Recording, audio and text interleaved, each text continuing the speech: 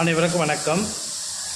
இப்போ பித்ரு தோஷம் இருக்குது, பித்ரு சாபம் இருக்குது, திலஹோமம் பண்ண சொல்லியிருக்காங்க அப்படிங்கிறவங்க இந்த ஆடி அமாவாசை நாட்களில் ராமேஸ்வரத்தில் போய் திலஹோமம் பண்ணுறது ரொம்ப விசேஷமான நல்ல பலனை கொடுக்கும். சாதாரண நாட்களில் நீங்கள் பண்ணாலும் நல்ல பலன்தான். இருந்தாலும் கூட இந்த ஆடி அமாவாசை நாட்களில் ராமேஸ்வரத்தில் போய் திலஹோமம் பண்ணுறது நல்ல சிறப்பான பலனை கொடுக்கும்.